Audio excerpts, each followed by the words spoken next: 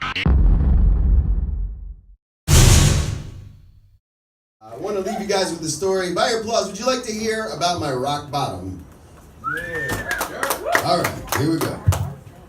So I just want a disclaimer. We are in a bar, y'all are partying, having a good time. I wish I could do that. I don't understand the meaning of moderation. I don't speak French. At first, I did not have a drug problem. I had a great time till I started getting paranoid, you know. Like, I could not walk down the street without the people in front of me following me. Like, I probably should have gone to Paranoid Anonymous, but they would have never told me where the meetings were. Every time the Redskins got in a huddle, I was like, I know who they're talking about. So I'm in my bathroom, which was my happy place, and I'm just trying to get high. I take a hit, and my worst fear comes true. I hear the police outside, like, we've got the place surrounded. And then I hear a fucking helicopter, y'all. They're like, he has his stash in the peanut butter jar. I'm like, oh, come on, man.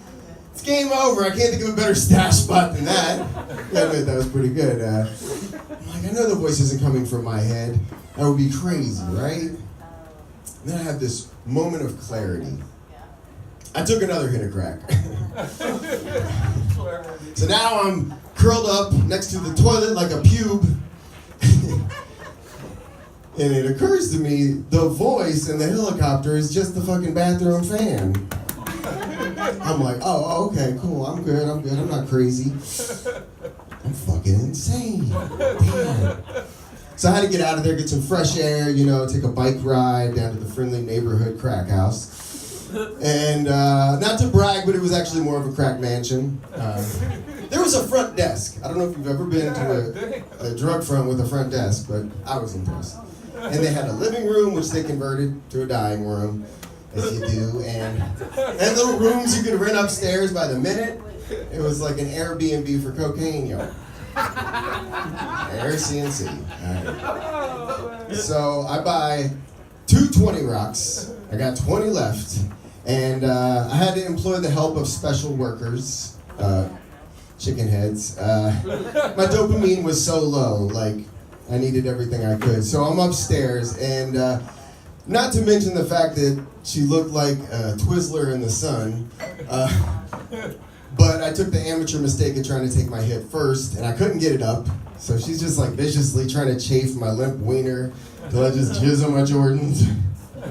I'm kidding, I long since sold my Jordans.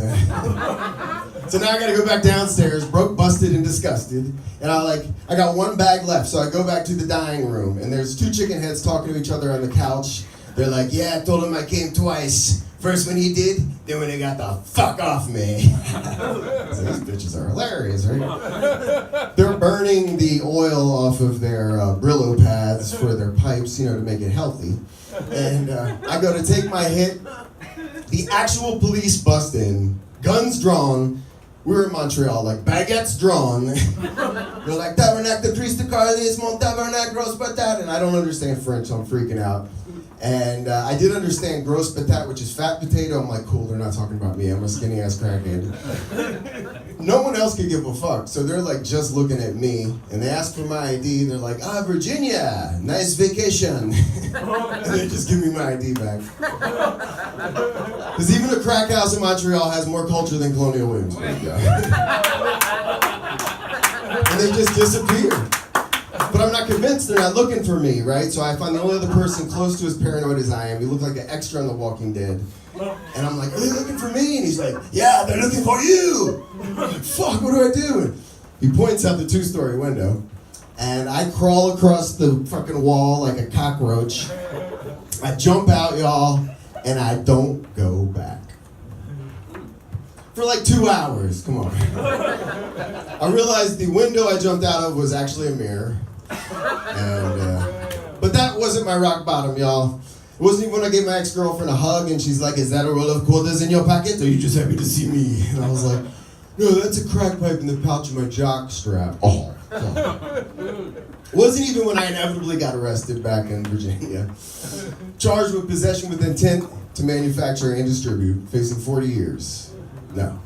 I knew I hit my rock bottom when the 80 rock that I swallowed right after I got arrested finally came out of my bottom, and I thought about smoking it.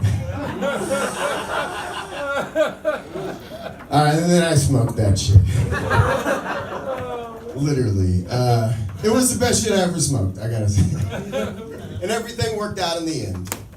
Thank you. That story's called Butt Crack. I'm Dick Satori.